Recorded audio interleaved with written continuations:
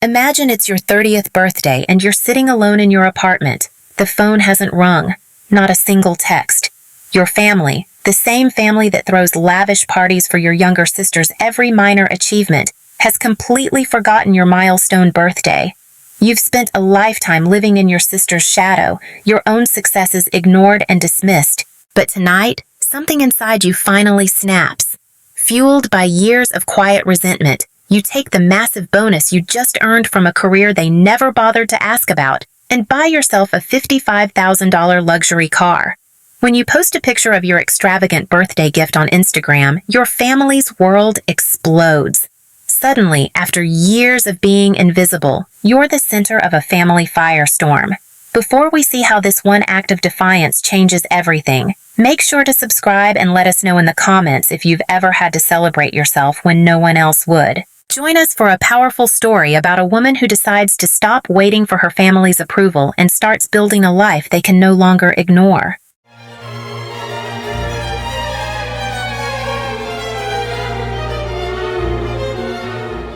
The rain taps against my window, creating little rivers that distort the Seattle skyline beyond. I sit cross-legged on my sofa, staring at the single chocolate cupcake on my coffee table. One sad candle stands unlit in its center. 30 years old today, the big 3-0, and absolutely no one remembers. I check my phone for the 15th time in 10 minutes. No missed calls, no texts, just the blank screen reflecting my face back at me. The clock on my wall clicks to 8 o'clock p.m. with a quiet finality.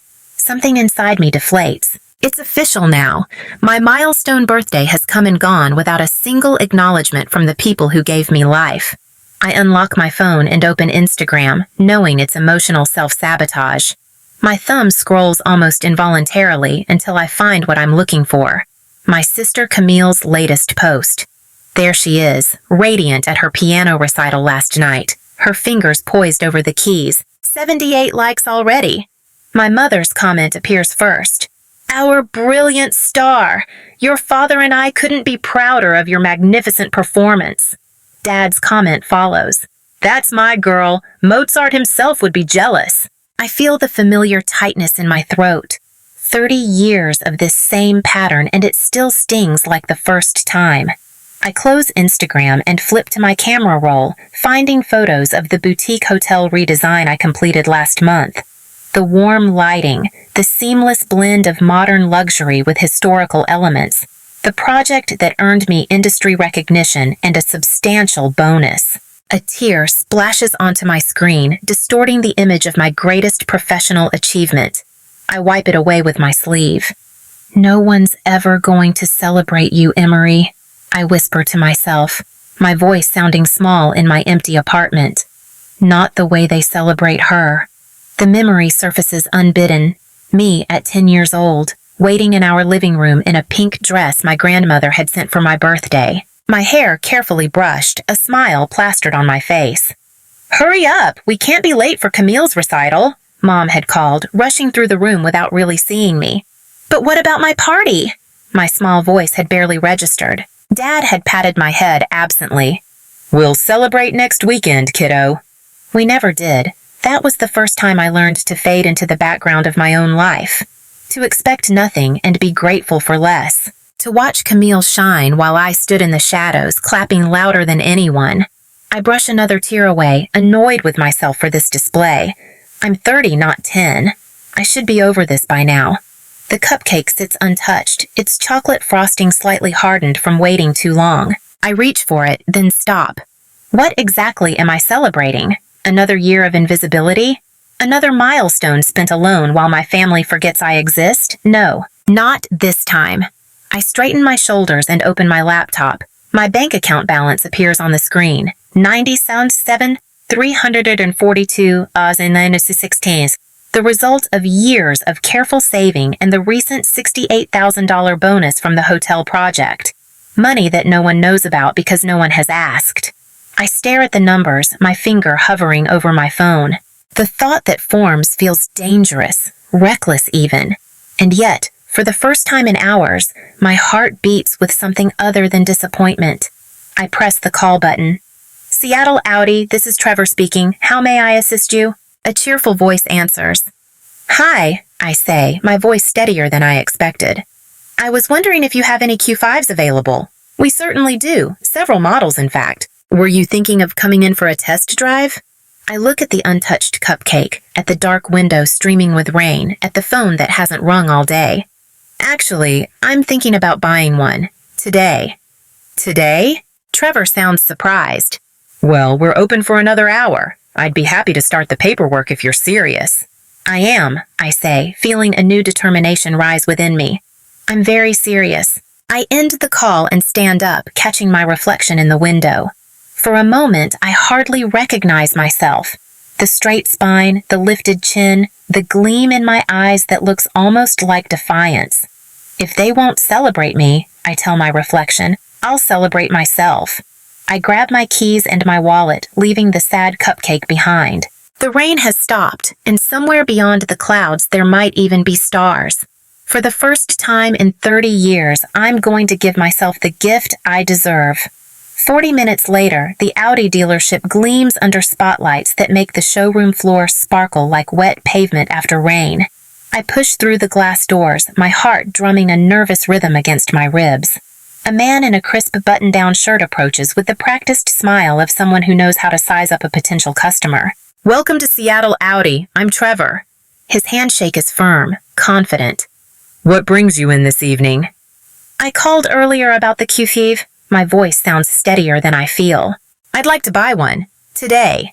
Trevor blinks, surprise flickering across his face. Of course, let me show you our selection. He leads me through a showroom of sleek vehicles that reflect the overhead lights in perfect curves. The midnight blue Q5 sits in the corner, almost watchful, as if it's been waiting for me. I run my fingers along its glossy surface, seeing my reflection distorted in the paint, a woman with a purpose in her step. I can get the paperwork started if you'd like to test drive it first, Trevor offers. No need. I straighten my shoulders. This is the one. In the finance office, a woman with silver-streaked hair slides forms across a polished desk. When we reach the payment section, she looks up expectantly. How would you like to finance this purchase?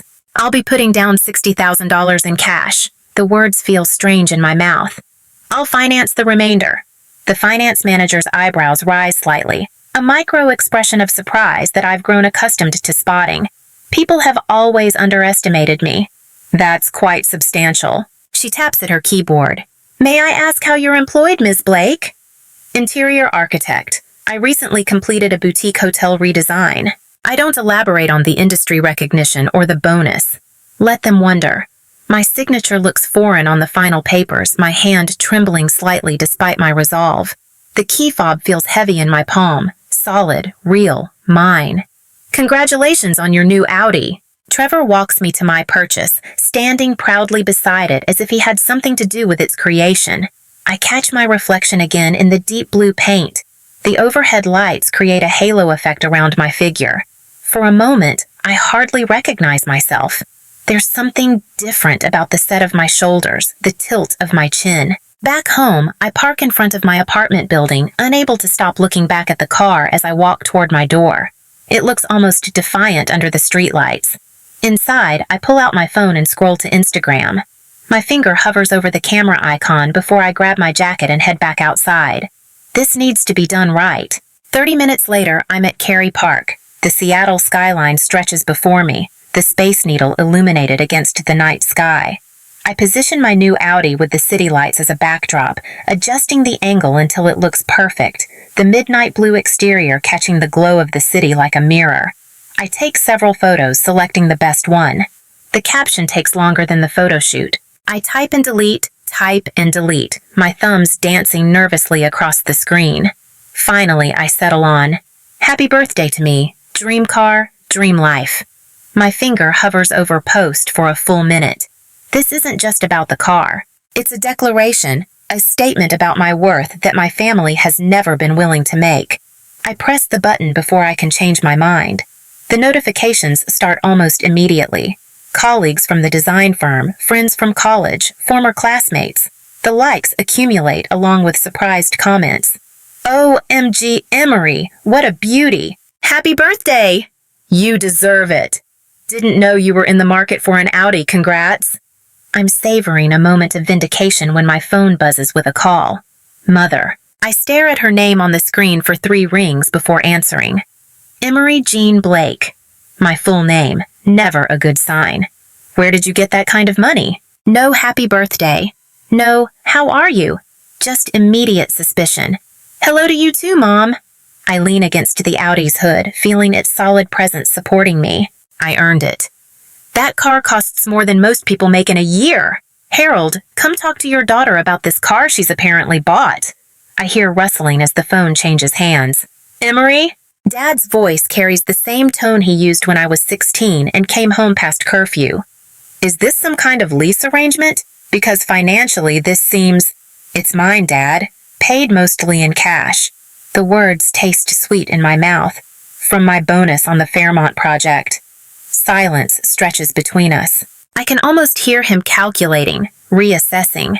Well, his voice has shifted, unsure of its footing. That seems... impulsive. My phone beeps with a text notification. Camille. I pull the phone away to glance at the preview. Wow. Didn't think you could afford something like that. Mom and Dad are freaking out, LOL. The family group chat explodes seconds later, messages piling up about my sudden extravagance and unexpected purchase. Not one message acknowledges what day it is. Mother's voice returns to the line. We need to discuss this as a family. Dinner, tomorrow night, 6 o'clock sharp. Is this an invitation or a summons? I ask, surprising myself with my own boldness. This is family, Emery. We're concerned. I glance at my watch. 9:43 p.m. My birthday, nearly over. Still unacknowledged. I'll be there, I say finally, but I'll be driving myself. After hanging up, I sit in my new car, my hands resting on the premium leather steering wheel. The silence wraps around me like a blanket. Tomorrow will be a reckoning, but tonight is still mine. I start the engine and drive toward downtown. The streets are quieter now, most commuters long gone. I find a small bakery near Pike Place that stays open late. The bell tinkles as I push through the door. You caught us just before closing, says a woman wiping down the counter. What can I get you? A birthday cake. The words come out softer than I intended. A small one. She shows me a simple chocolate cake with buttercream frosting. Any message? I hesitate only briefly. Happy birthday, Emery. From me to me. Her eyes meet mine with a quiet understanding as she pipes the message onto the cake in an elegant script. No questions asked, just a sympathetic smile as she boxes it up. Hope it's a good one despite everything, she says, sliding the box across the counter. Back in the car, I place the cake carefully on the passenger seat. In the window's reflection, I see a woman I'm just beginning to recognize. Someone who has decided her own worth isn't up for debate anymore. The cake sits beside me like a passenger as I navigate the rain-slicked streets, heading home to finish celebrating the birthday no one else remembered. The next evening, the tires of my new Audi crunch on the familiar gravel driveway of my parents' Bellevue home. I park deliberately beside Dad's practical sedan, the contrast between our vehicles a physical manifestation of our differences. Through the large bay window, I catch their silhouettes, Mom, Dad, and Camille, watching my arrival. Their expressions shift from judgment to surprise as they register the gleaming vehicle.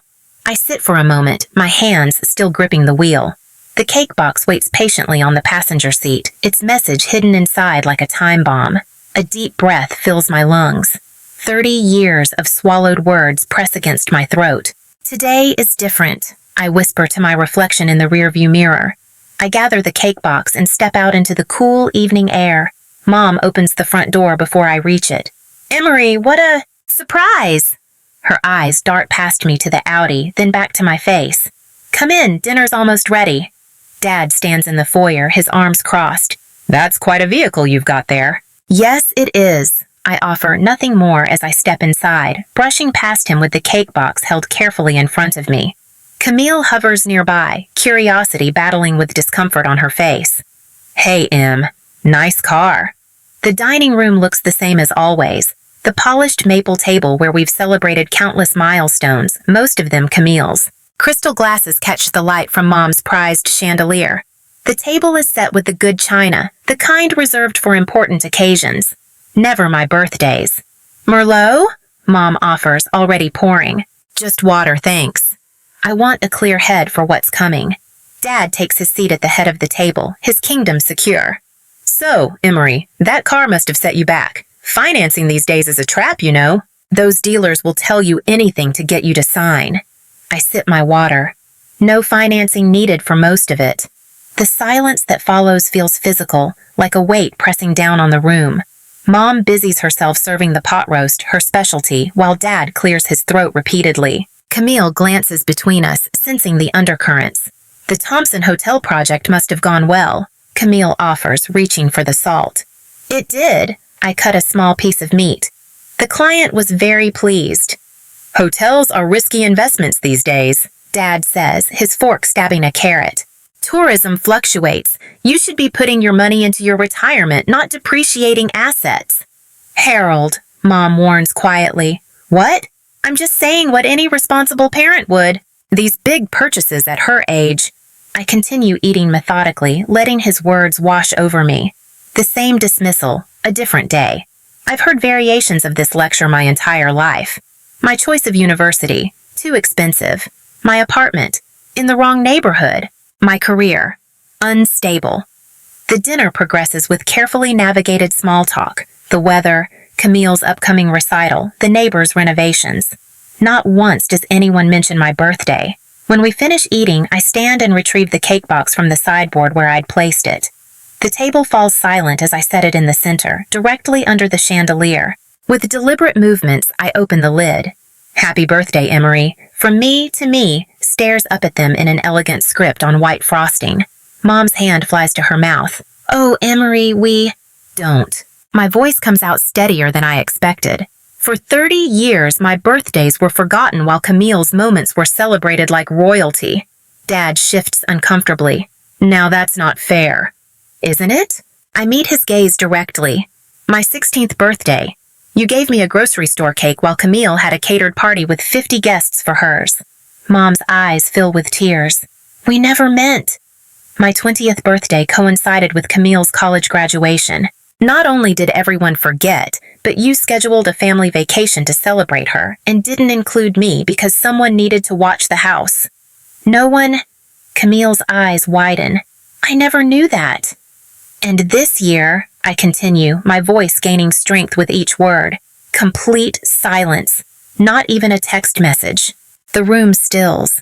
The only sound is the ticking of the grandfather clock in the corner, marking the seconds of uncomfortable truth. I stand straighter, my shoulders back. I gave myself the gift I deserved, and I don't need anyone's approval. But $55,000 on a car? Dad sputters. It's irresponsible. Is it? The hotel project I just completed, the one none of you asked about. I transformed a struggling property into a destination, increased their revenue by 35%, earned an industry award. I pause, letting the weight of my accomplishments sink in. And a $68,000 bonus. Mom gasps softly. That's my money, earned through my talent and my hard work. After decades of being invisible in this family, I decided to finally recognize my own worth. Mom dabs at her eyes with a napkin. We never meant to make you feel that way. It's not about intention. I keep my voice level, though my heart pounds. It's about 30 years of consistent actions. It's about creating a family dynamic where one child matters and one doesn't. Dad stares at his plate, uncharacteristically silent. Camille reaches toward me, then pulls back. I never realized. I was so wrapped up in myself, in all the attention. I should have seen it. Yes, you should have. The words come out sharper than I intended, but I don't apologize. But you're not the architect of this family structure. You just benefited from it. I turn back to my parents. I don't need you to suddenly start celebrating me. That ship sailed long ago. What I need is for you to understand that I now celebrate myself. I value myself, and I won't apologize for it. Dad clears his throat. Emery, families are complicated. We've always been proud of you. Have you? When was the last time you came to one of my design showcases? When did you ever put a photo of my projects on the mantle alongside Camille's recital programs? When did you ever introduce me first when meeting new people? Mom's tears fall freely now. Dad looks stricken, as if seeing me clearly for the first time. I stand, gathering my purse. I'm not asking for apologies or promises to change. I'm simply stating the facts. The dynamic in this family has been unbalanced for 30 years, and I've finally stopped accepting it as normal. I close the cake box, leaving it in the center of the table. The cake is chocolate, Dad's favorite. My smile feels foreign on my face. Consider it my birthday gift to all of you. Raindrops scatter across my windshield like tiny diamonds, each one catching the glow of Seattle's city lights. I guide my Audi through the quiet streets, my fingers gripping the leather steering wheel. With each mile between me and my parents' Bellevue home, the tightness in my chest loosens. The confrontation replays in my mind. Their faces when I opened that cake box, the silence that followed my words. For 30 years, my birthdays were forgotten while Camille's moments were celebrated like royalty. My voice hadn't trembled. Not once. I passed the Space Needle, illuminated against the night sky. From certain angles in the city, it looks like a UFO hovering above downtown, ready for takeoff. Tonight, it feels like a beacon, a reminder that sometimes you have to reach impossible heights to be seen. When I reach my apartment building, I sit in the car for several minutes, watching the raindrops race down the windshield. The leather seats still smell new. The dashboard lights glow a soft blue in the darkness. This car isn't just transportation. It's proof that I can give myself what no one else would. Inside my apartment, everything looks different somehow. The same furniture, the same art on the walls. But the space feels charged with a new energy, as if the woman who left this morning isn't the same one who returned. My phone buzzes, then again, and again. I pour a glass of wine before checking the messages. 3 from Mom, 1 from Dad, 1 from Camille. Mom's first. We never meant to hurt you like that. You have to understand. Second, your father and I love both our girls equally. We always have. Third, please call me back. We need to talk about this as a family. Dad's is brief and awkward. Family unity matters more than any misunderstanding. Let's not let this create a divide. Misunderstanding, as if 30 years of a pattern was just a simple mix-up. I take another sip of wine and open Camille's message. Can we meet tomorrow? Just us. Coffee at Elm Street near Pike Place at 10? I stare at my sister's text for a long time. Of all the reactions I expected, Camille wanting to meet alone wasn't one of them. My thumb hovers over the screen. Finally, I type, I'll be there. To my parents, I send nothing. Morning brings a thin layer of fog hovering over Elliott Bay. I arrive at the coffee shop 10 minutes early, choosing a table by the window where I can watch for Camille. She walks in 5 minutes late, her concert pianist's posture unmistakable even in casual clothes. Our eyes meet. Something in her expression makes my heart catch. A vulnerability I've rarely seen from my perfect sister. I got you a latte, I say as she sits down. Thanks. She wraps her hands around the mug but doesn't drink.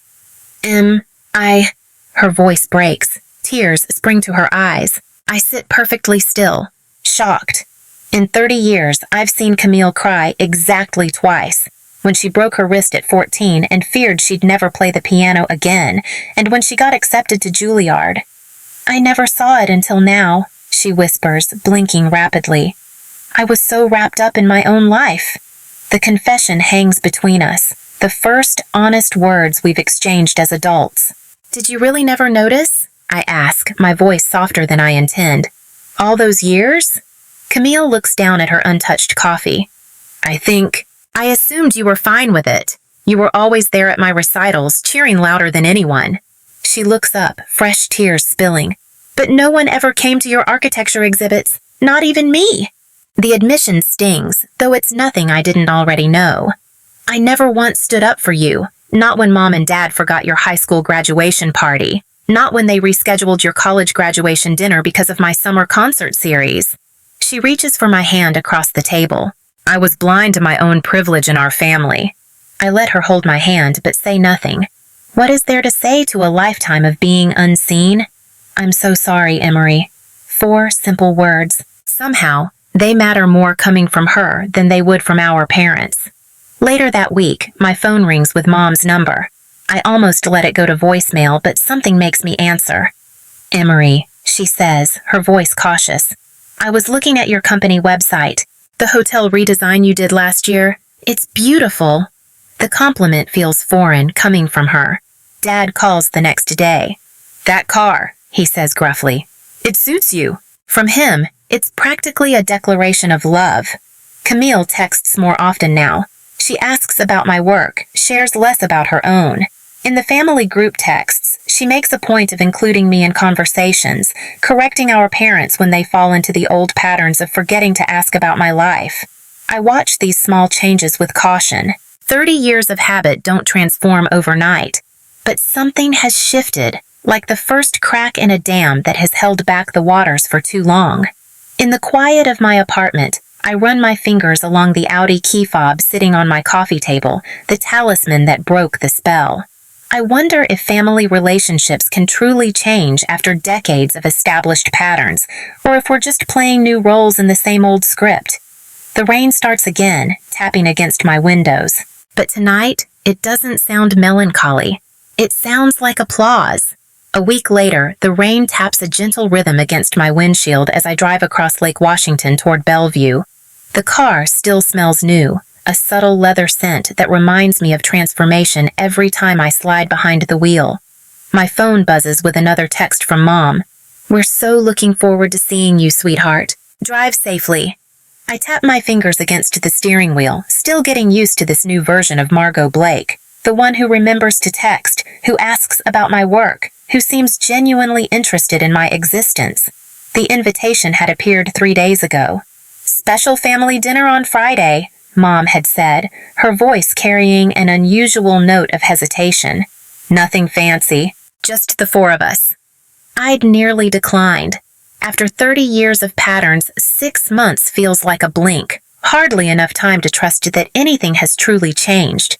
But something in her voice had sounded different, earnest, almost nervous. So here I am, crossing the bridge that connects my new life with the old one. My redesigned apartment, with its bold colors and statement furniture, grows smaller in the rearview mirror. Ahead lies the familiar tree-lined street of my childhood, where I learned to disappear. I turn onto my parents' block and spot something unexpected. Balloons tied to the mailbox. Blue and silver balloons dancing in the breeze. A knot forms in my throat. I park behind Dad's truck and sit for a moment, gathering myself. Through the windshield, I watch Mom peek through the living room curtains. She waves, a tentative smile on her face. The front door opens before I reach it. Emery, Mom says, stepping forward to embrace me. Her hug lasts longer than usual, her perfume familiar yet somehow different against this new dynamic between us. You look wonderful. Thanks, I say, following her inside. The house smells of roasting chicken and something sweet, cinnamon maybe. What's the occasion? Mom's eyes dart toward the dining room. Why don't you go see for yourself? I round the corner and stop cold. The dining room table, normally set with simple white plates for family dinners, gleams with the good china and crystal glasses. A vase of fresh flowers sits center stage, beside a large white box from Macrina Bakery. Blue and silver streamers hang from the chandelier. Surprise, Dad says, rising awkwardly from his chair. Better late than never, I suppose. Camille steps forward from behind him, her hands clutching a wrapped package. Happy belated birthday, Em! I remain frozen in the doorway, unable to process the scene before me. Dad gestures toward the cake box. Go ahead, he says, his voice gruff with something that might be embarrassment. Open it. With numb fingers, I lift the lid. Inside sits a chocolate cake with buttercream frosting. Written across the top in an elegant blue script. Happy belated 30th birthday, Emery. I know we can't undo the past, Dad continues, his eyes fixed somewhere over my shoulder. But your mother and I have been doing some thinking about how we've not been as attentive as we should have been. The understatement hangs in the air between us. 30 years of forgotten birthdays, overlooked achievements, and invisible accomplishments reduced to not being as attentive. Camille steps forward, pressing her gift into my hands. Open mine first. Inside the wrapping paper, I find a sleek black frame. Behind the glass is a professional photograph of the hotel lobby I redesigned. The project that earned me that bonus, that gave me the courage to buy my car, that changed everything. Beside the photo is the review from Seattle Architecture Monthly, praising the bold vision and flawless execution. "I had it printed and framed," Camille says, watching my face. "I thought maybe you could hang it in your office." "Thank you," I whisper, genuinely touched. "This is perfect." We sit down to dinner, the conversation stilted but sincere. Mom serves my favorite chicken marsala, something she's made countless times for Camille, but rarely for me. Dad asks about my current projects with an awkward interest. Camille fills the silences with stories from her music studio. "We wanted to make up for missing your birthday," Mom says. "It's been a long time since we served a cake." The words catch me off guard, not an acknowledgement of decades of a pattern, but just a single missed occasion.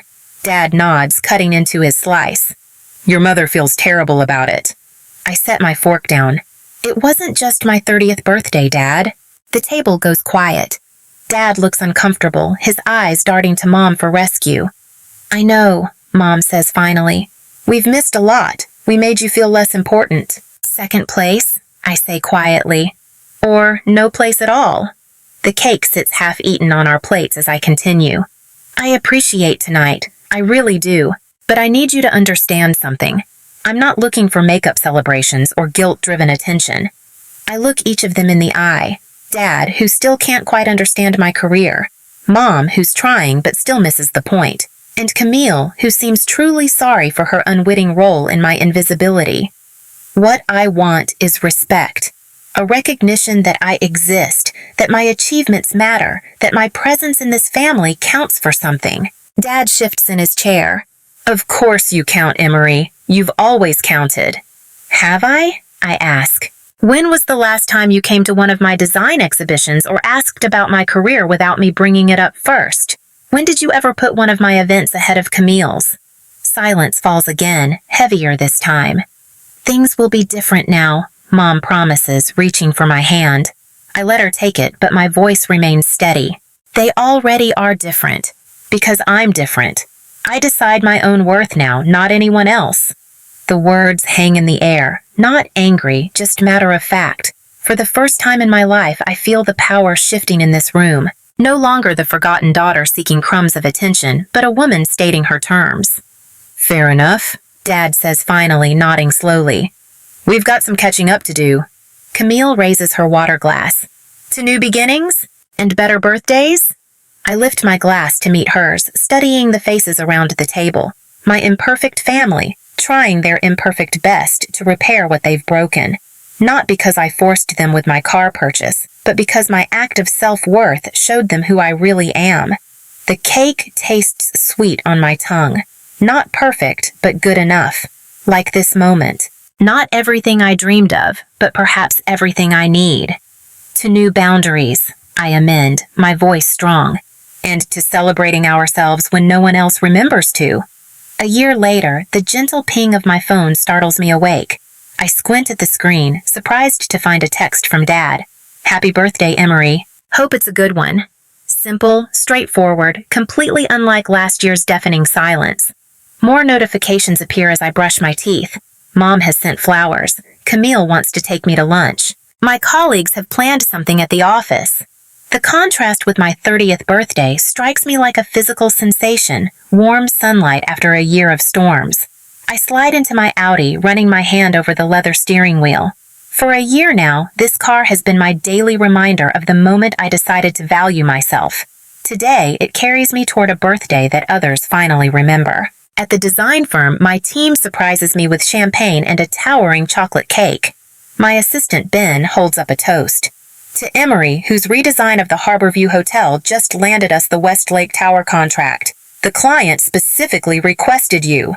The praise washes over me, and I accept it without deflection. Last year, I would have mumbled something self-deprecating. Today, I simply raise my glass.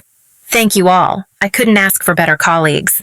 Later, Camille meets me at our favorite waterfront restaurant. She looks different, somehow more attentive, less absorbed in herself.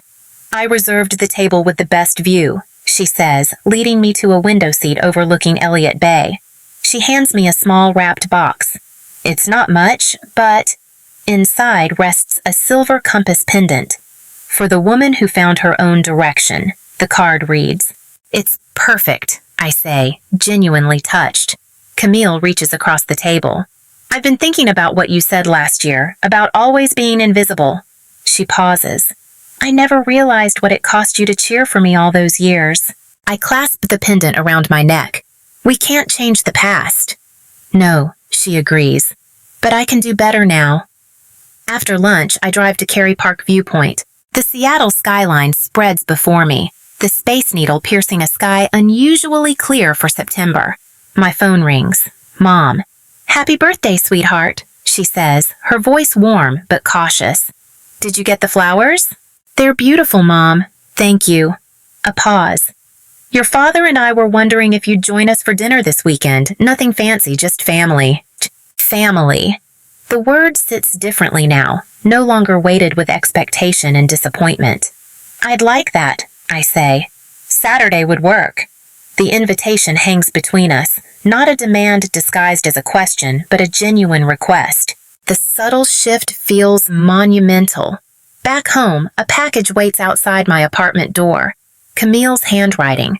I carry it inside, peeling back the brown paper to reveal a handmade scrapbook. Page after page documents moments I thought no one had noticed.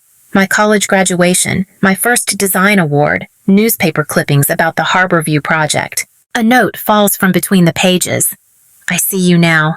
I'm sorry it took so long. I trace my fingers over a photo of myself standing beside my Audi, taken the day I'd bought it. The moment I stopped waiting for validation and claimed it for myself. Opening my desk drawer, I remove a recent photo of me with my design team at a hotel opening.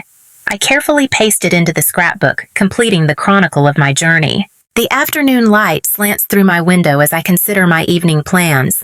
Mom and Dad's dinner invitation. A birthday gathering friends have organized at Elliot's Oyster House. Both options remain open, neither carrying the weight of obligation. For the first time, the choice is truly mine. Whatever I decide, I'll celebrate on my own terms. I stand before my mirror, fastening Camille's compass around my neck. My reflection shows a woman who finally understands that her worth never depended on her family's recognition. It was always there, waiting to be claimed. My car keys glint on the counter, catching the light. The Audi wasn't just a purchase. It was a declaration, a promise to myself that I would never again wait for others to acknowledge my milestones. Some gifts change more than just your possessions. They change who you are.